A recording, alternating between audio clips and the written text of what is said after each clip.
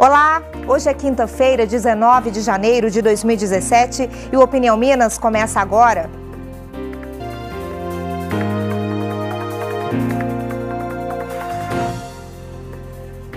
E para você ficar bem informado, confira as principais manchetes de hoje de alguns sites e jornais.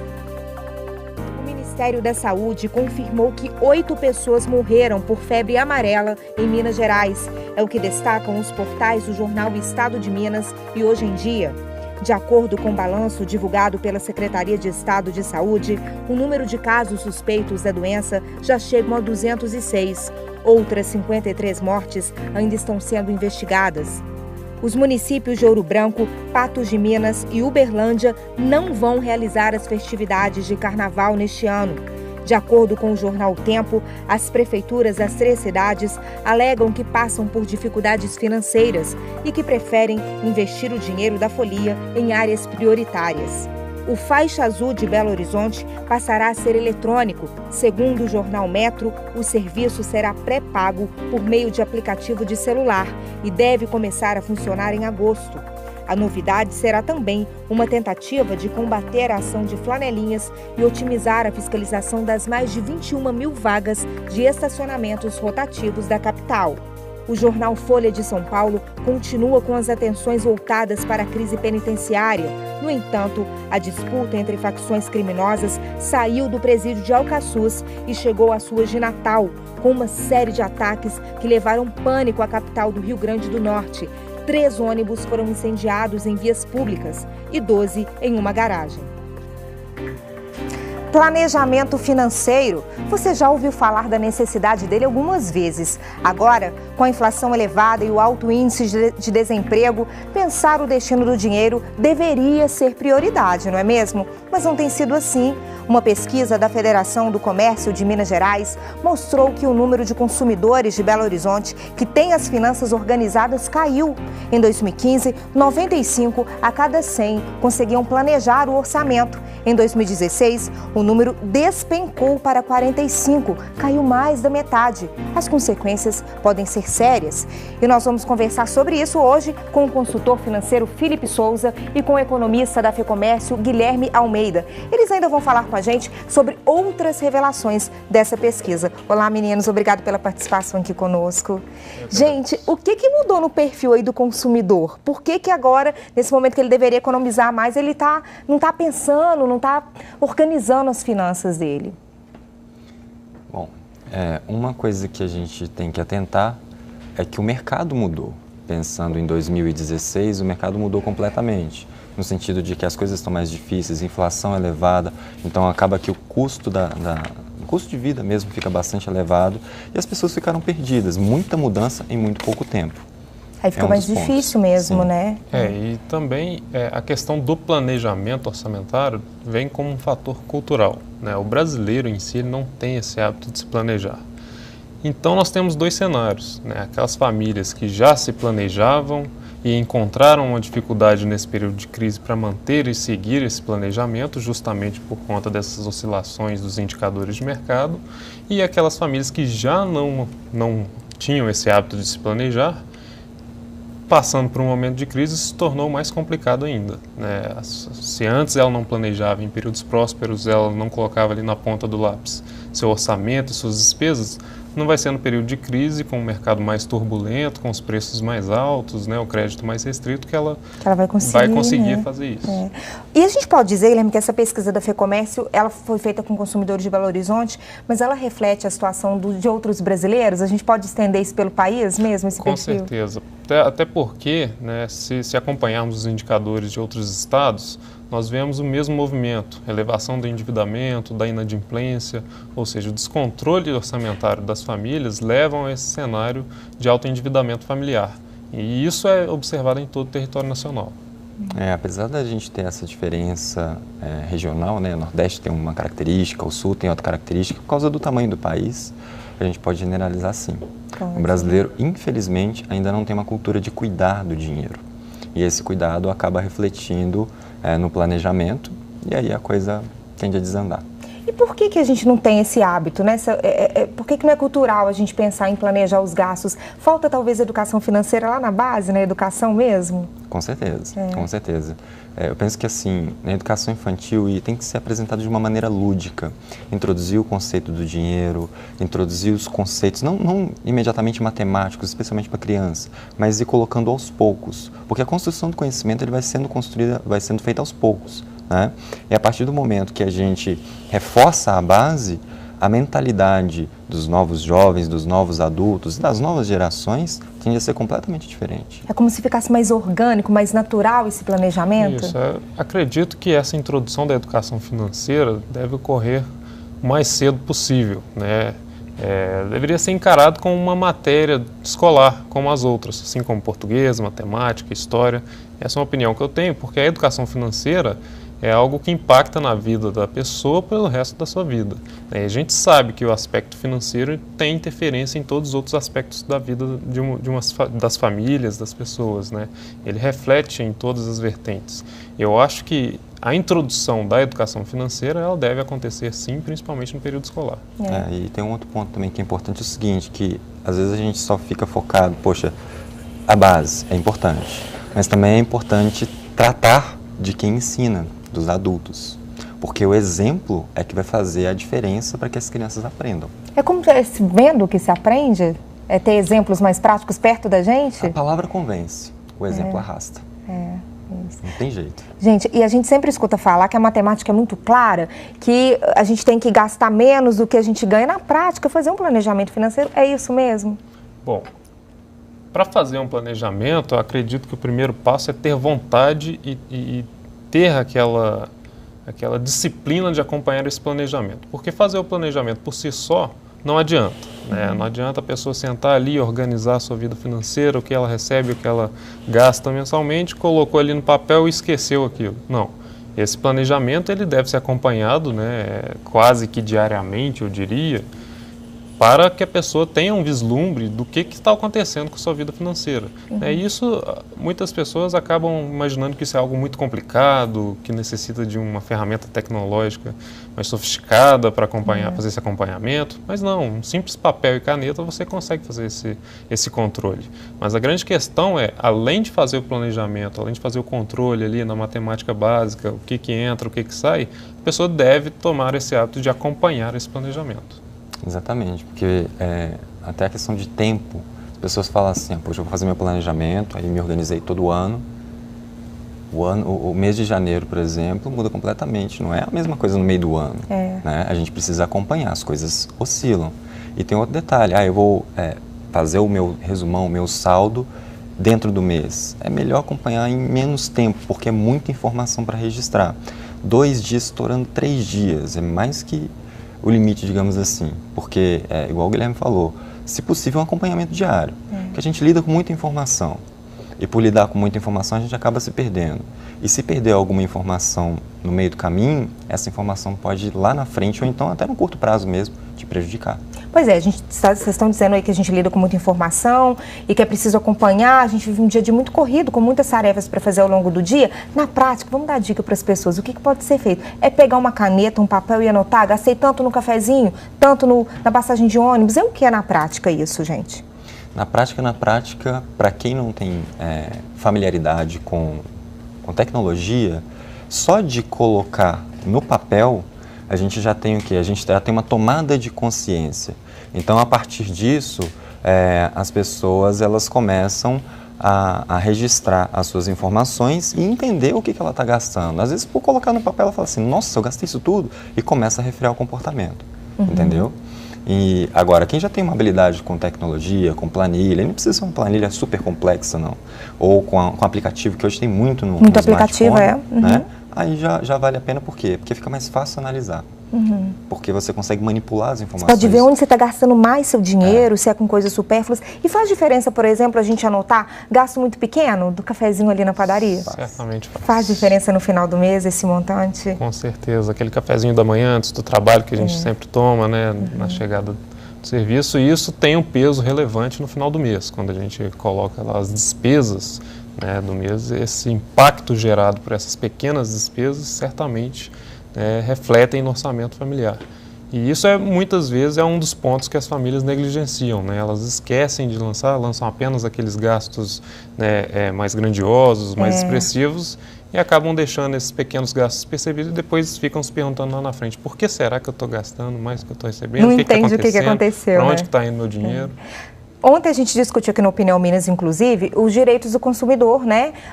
O Código de Defesa do Consumidor, a gente discutiu isso e falamos também um pouco desse perfil do consumidor que vem mudando com o tempo. A gente está no momento que ele não está conseguindo guardar, não está conseguindo planejar, mas ele pelo menos está gastando menos, está comprando menos, esse consumidor? Bom, baseando em dados de mercado, aqui eu posso ser um pouco técnico, o que a gente vem observando no comércio, que é um setor que lida na ponta com o consumidor, diretamente com o consumidor final. O volume de vendas do comércio vem caindo, mês a mês. E essa queda é provocada justamente por um comportamento mais cauteloso das famílias. As famílias estão consumindo menos. Mas aí quando olhamos para esse comportamento familiar, as famílias estão mais cautelosas, estão consumindo menos, esse consumir menos não está relacionado a planejar mais, e sim porque elas não encontram possibilidade de realizar esse consumo. Eles não têm dinheiro, é isso? Seja porque não têm dinheiro, ou seja porque estão negativadas e não conseguem crédito, não conseguem empréstimo junto ao mercado. Então, esse cenário de negativação, de inadimplência, acaba restringindo o consumo familiar, principalmente naquele consumo de bens duráveis, que necessitam de maiores condições de financiamento, seja um móvel, um eletrodoméstico, um automóvel. Então, tudo isso é reflexo, desse cenário de crise, da falta de planejamento familiar, que acabam impactando no crescimento da inadimplência. E também entra uma outra questão, porque como tem essa turbulência toda, essa instabilidade, a pessoa fala assim, eu preciso de dinheiro para pagar as minhas contas e depois eu resolvo o planejamento, e deixa de lado. Deixa de lado, né? Bom, a gente vai falar daqui a pouco, vai dar dicas para essas pessoas aí que estão negativadas, não estão podendo consumir, querem se organizar, querem planejar. Daqui a pouco a gente volta então a falar sobre planejamento financeiro. Você sabe bem como e onde usa seu dinheiro? Fique por aí que a gente volta já já.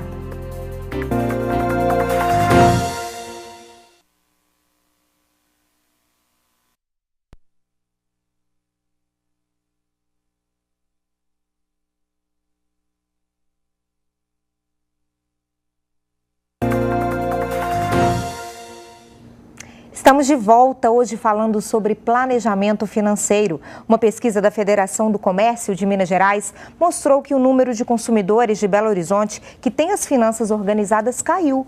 Agora, com a inflação elevada e o alto índice de desemprego, pensar o destino do dinheiro deveria ser prioridade, não é mesmo? Com a gente estão o consultor financeiro Felipe Souza e o economista da FEComércio, Guilherme Almeida.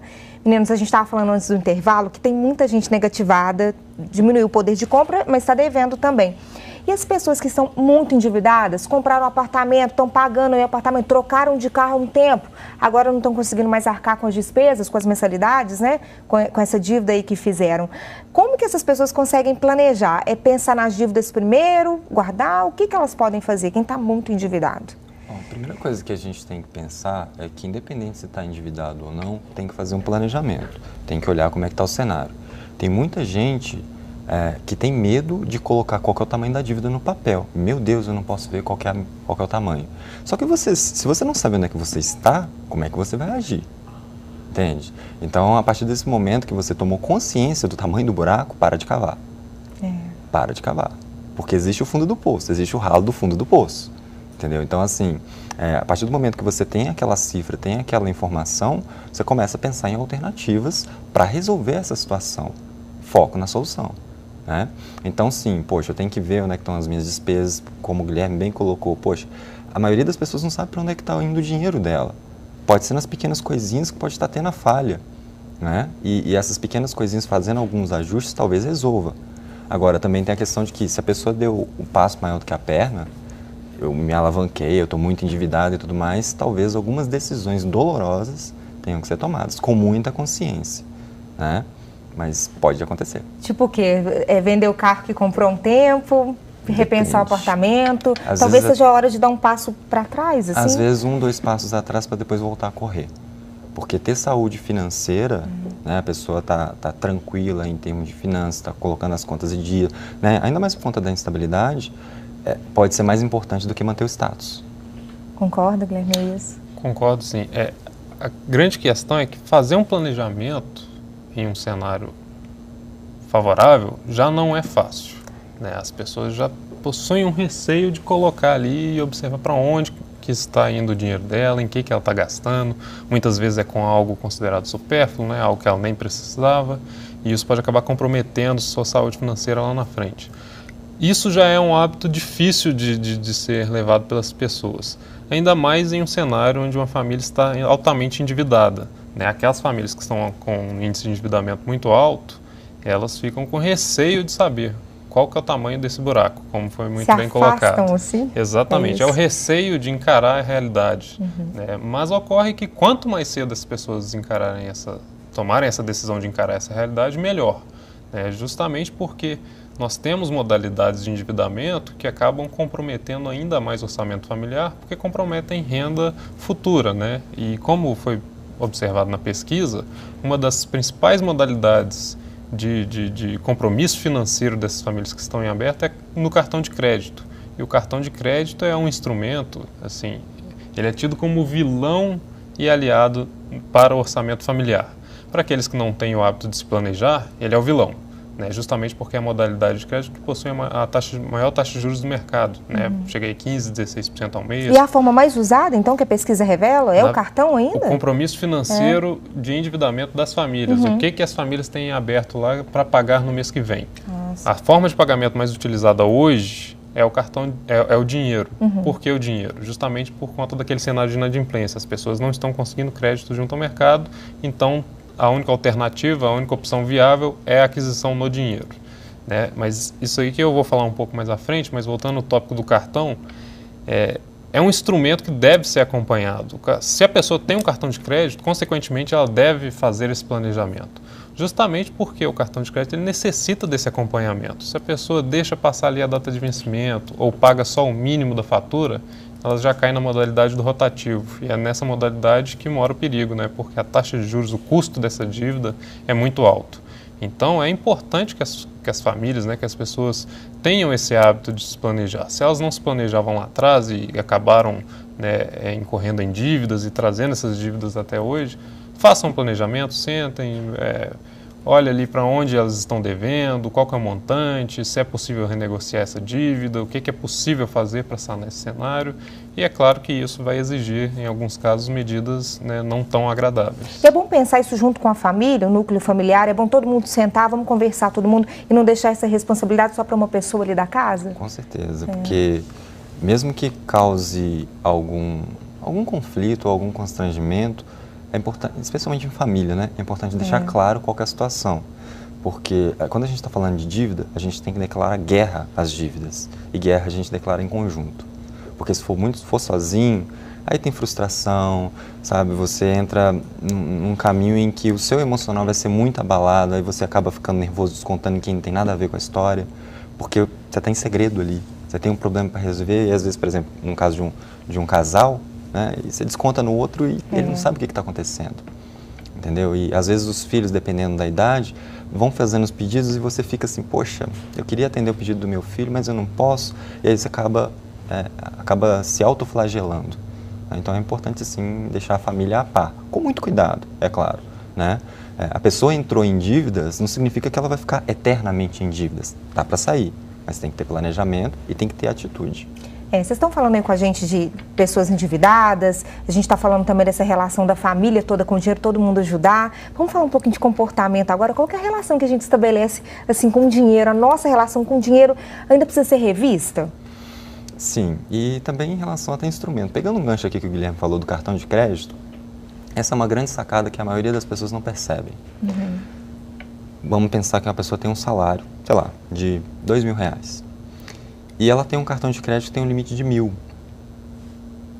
A nossa mente, ela tem a capacidade de dilatar a nossa percepção. Se você faz o seu planejamento financeiro com base em R$3.000, que é o seu salário mais os R$1.000 do cartão de crédito, você está fazendo extensão de renda. No início, primeiro, segundo mês, talvez não dê problema, mas mais para frente vai dar problema, porque a conta chega, a fatura tem que ser paga. né? E a gente precisa sim rever o nosso conceito com dinheiro, porque muita gente fala assim, poxa, eu preciso de dinheiro para ser feliz. Uma coisa não tem nada a ver com a outra. Uma coisa não tem... facilita a sua vida o dinheiro para ser feliz, para fazer alguma coisa? Claro que sim, mas felicidade é emoção, é sentimento. Entendeu? Então, e o dinheiro não paga isso, né? Pois é, ele pode facilitar. Pode ajudar, né? Mas não paga, né? Não paga. Bom, gente, e a gente está dando dicas aí para os consumidores e tudo. É bom a gente relembrar que planejar também não é só guardar dinheiro. Às vezes as pessoas falam assim, preciso planejar juntar dinheiro. Não, é pensar nas finanças e no destino delas, né? São duas coisas distintas, guardar dinheiro e planejar? Sim. A grande questão, o início do planejamento é justamente para se observar o cenário. O que eu tenho? O que entra de receita, mês a mês, exatamente, é o diagnóstico. O que eu tenho de gastos, para onde estão indo minhas despesas. O primeiro passo do planejamento é esse, né? Fazer esse raio-x do seu orçamento e a partir desse raio-x dar a destinação correta daquela sobra mensal ou daquela adequação, aqueles ajustes que ele deve fazer durante determinados meses. O que eu gosto de dizer é que após esse planejamento, né, uma família senta, faz esse planejamento, elabora lá tudo certinho e acompanha diariamente, semanalmente, enfim, fazer esse acompanhamento. Adquirir uma saúde financeira, ou seja, não está com muitas dívidas em aberto, já tem o controle do seu orçamento, já tem aquela programação mensal da sua renda, é hora de colocar o dinheiro para trabalhar para você, né? Não se trabalha apenas para adquirir o dinheiro, coloca o dinheiro para trabalhar também, né? Aí nós temos alternativas de investimento no mercado que possibilitam, né, essa multiplicação da sua renda, fazer da sua dinheiro riqueza. com dinheiro. Fazer dinheiro com dinheiro. E muitas pessoas, né, e também é um aspecto cultural e também, né, está ligado à falta de informação, acabam deixando isso passar e acreditam que o planejamento é só ali colocar no papel o que entra, o que sai. Né, ignoram essa parte do investimento. Ou até mesmo pensam que o investimento se restringe apenas à poupança, à caderneta de poupança. Esse é o outro ponto.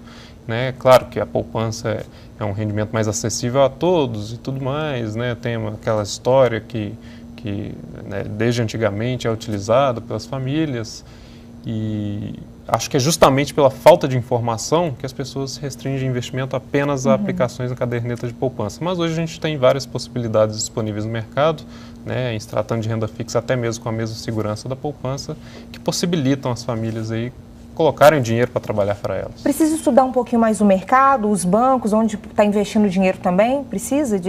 É necessário isso também? Informação hoje tem disponível.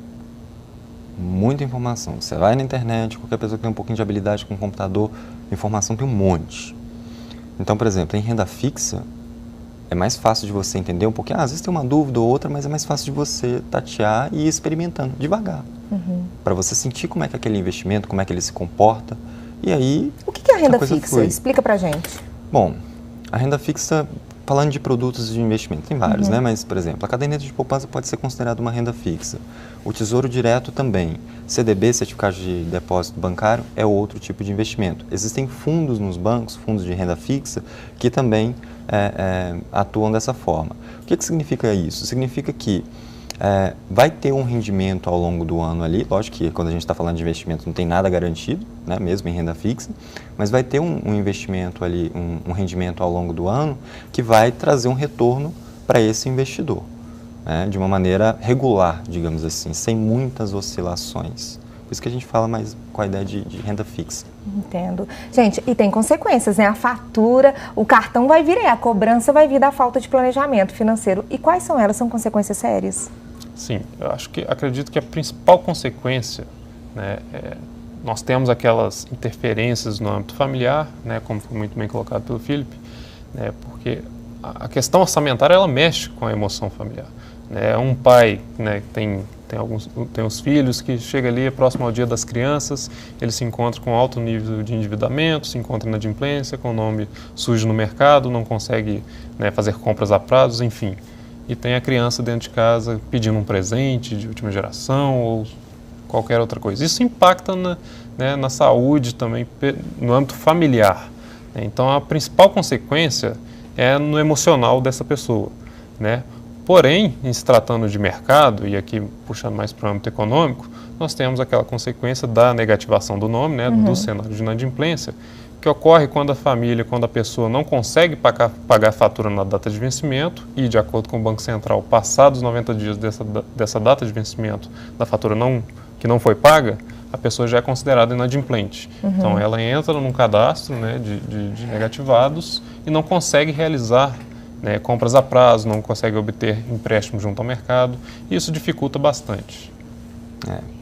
E uma coisa muito importante da gente estar ressaltando é repensar mesmo isso, né? É pensar nisso para não ficar endividado e comprometer até as relações mesmo. A gente queria agradecer vocês pela participação, pela ajuda que vocês deram aí pra gente, ok? E o Opinião Minas termina por aqui. Amanhã o assunto é cuidados com a pele no verão. E você já sabe, pode participar com a gente. Mande suas perguntas para os endereços que estão aí na sua tela. Eu te espero amanhã às 8h15. Até lá!